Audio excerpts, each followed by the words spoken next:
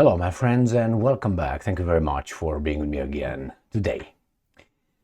Let me show you how the profiteers of war try to secure contracts with a dying administration in Ukraine. I have a few countries and some arms manufacturing companies who are trying to secure future contracts with Ukraine. Now, Ukraine will be probably under Russia's influence. Ukraine will not be independent for, I don't know, how many years. I don't foresee anything happening to the Ukrainian nation being independent and sovereign. But as long as they eat better while in the cage, most people are happy with that kind of settlement or agreement. Some people want to be a little bit more hungry and skinnier but be free. Others like to be fed by their masters while they are in cages. So Ukraine will have the latest option. Unfortunately, it will not be a little bit hungrier and skinnier but free.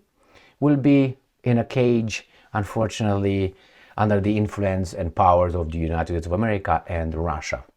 So we have here a few companies. I will show them to you.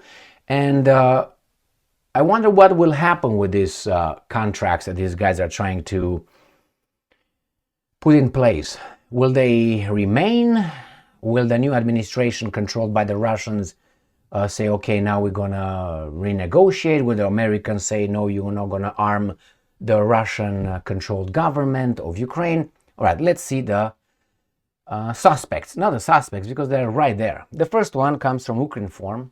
It is from the 15th of February 2025. Zelensky and Norwegian Prime Minister discuss production of long-range missiles, drones in Ukraine. Now, when this guy is going to go to London or New York, will the production in Ukraine will still be standing, coming from Norwegians? Well, we're going to ask the Americans and the Russians, obviously. So, President of Ukraine, Volodymyr Zelensky, that's exactly how I will refer to this guy, and not the Ukrainian president, and Prime Minister of Norway discuss cooperation in defense industry with special attention paid to the Ukrainian production of long-range missiles and drones. All right, well, good for you. This is in Munich, at the Munich Security Council. That's where they met. And this is a Zelensky Stein. I don't think he's Ukrainian, but hey, that's me. Next one, Ukr War. I want to show you how this administration in Ukraine, or how we want to call the guys in charge, the traitors in charge, whatever we want to call them, are non-Ukrainians. I hope the second administration, even if controlled by the Russians, I hope at least it has the Ukrainian flavor. Now they have Tatar flavor, Jewish flavor, and why am I saying Jewish? I mean, Zelensky is Jewish. Shmihal, the prime minister of the Ukrainian nation, is Jewish. The head of the president's office, Mr. Yermak, is also Jewish. Mr. Reznikov, if you remember that guy who fled, he jumped, he aborted ship. First, defense minister of Ukraine was Reznikov. He was Jewish. The defense minister, not the defense minister, the general in charge of the army, Mr. Sirsky, is Russian. Where are the Ukrainians? The only one that I can think of is Budanov. But Budanov is in CIA's, obviously, hands. So let's see if this guy is here. Ukr War. This Tatar, Umerov, meets with Boeing Defense delegation. So Ukrainian defense minister, because he's Ukrainian, Rustem Umerov discussed the possibility of joint production of UAVs and ammunition with a Boeing Defense delegation led by Executive Director Steve Parker. All right, next one. And here is Shmihal. This is the Prime Minister of Ukraine. This is Jewish again. Denis Shmihal, Prime Minister. Hey, he's got a flag. He's Ukrainian. There you have it. So we got so far a Norwegian. Then we got Americans, right? Boeing, or whatever Boeing is nowadays. Then we got the next one, Ukr War. Again, you see the wall over there? So there's the same as this war right over here. Why? Because I will explain. Ukraine's President Rheinmetall CEO discussed expansion of cooperation. Ukrainian, this is Ukrainian this time, President Volodymyr Zelensky, but the other one was president of Ukraine, and now we're elevating to the Ukrainian president, and Armin Pepperger, CEO of the German defense company Rheinmetall AG, have discussed expanding their collaboration. This is in Munich. Why? Because this occurred in Munich right here. And it's because of that little thing right here. You know this is the same room. Good. Next one. Even Ukr War reports that Ukrainian plus Luxembourgian defense ministers discuss defense cooperation priorities. So she is the defense minister of Luxembourg. Do you know what Luxembourg is? So this is Umerov, this is a Tatar. Where are the Ukrainians here? So she, in Luxembourg, discussed defense cooperation. What do you know about Luxembourg? I will show you about Luxembourg. And I'm not making fun of them, but you gotta look into, proportions. Grand Duchy of Luxembourg. So these are still in the medieval times. Just kidding, right? No, I'm not. Here you have it. But hey, Russia is not a democracy. Here in Europe, this is where Luxembourg is. Not the circle. The circle is not Luxembourg. The little tiny mini bungo bingo bungo bingy. I don't know if it's going to show us on the map. This is Luxembourg right there. So that country is going to have a deal with this country, right? Right there. Between what? France and Germany. Right there is the Duchy of Luxembourg. Okay, let's see the population. Pamparankan sankamaka fakalaka bakalaka rokotsoko. The total area is 2 football stadiums. Population 672,050 people. It's 163rd country in the world out of 193. So it's got what? 30 more countries smaller than it. Like, I don't know, Monaco, I'm just saying. And Lesotho, Lesotho is bigger, my bad. So January 2024, 672,000. But it's a rich little fucking country. GDP, right there, total, and we have per capita 151,146.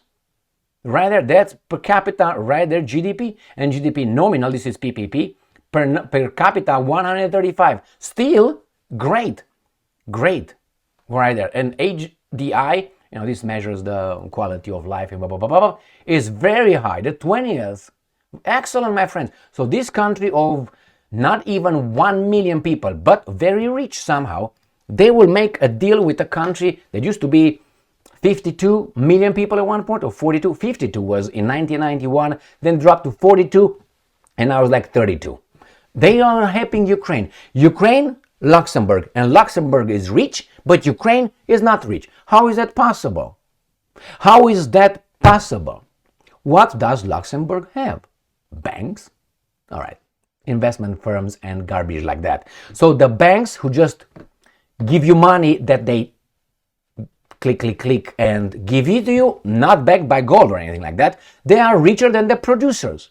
So a peasant or a farmer, how you want to call them, producing food for you to eat and for the bankers to eat, has to go to these bankers, sit in their offices with their cigars and their bourbon, and ask for a loan to increase their, their finance and so on, to expand maybe, or maybe to survive somehow. And this guy that just gives him numbers, is in charge of the guys who give him food. Now, you tell me, who depends on whom? I will give you an analogy from the good book that don't lie, the Bible.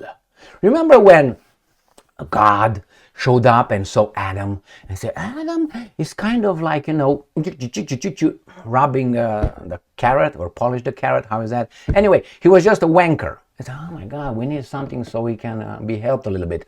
So I'm going to make a woman. So what did he do?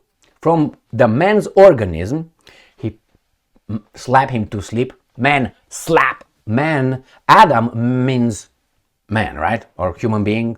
Whatever you want, human, whatever, man. Anyway, slaps him, he falls asleep, then he takes one of the ribs of Adam, not the heart, not the lungs, not the brain, not the let me think of something else that you need really to survive.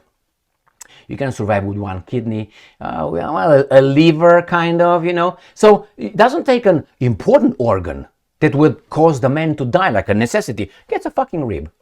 Maybe a pinky. maybe a piece of hair, and from that God builds a woman. And then the man is getting to work now and populate the ground, right? My point is, a rib, if you put it right here, take it out of the body, is going to be rotting, dying.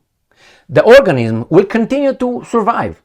So that means the rib depends on the organism to be alive. That means it has to be inside. So the same with the bank and the farmer. The farmer is the organism and the banks are the rib. But somehow the banks now are more important. The rib is more important than the organism. But the rib could not survive without the organism. So wherever you go in life, you're going to find everything in the right, you depend, like the child depends on the adult, the parent, to survive. Here, it's the other way around.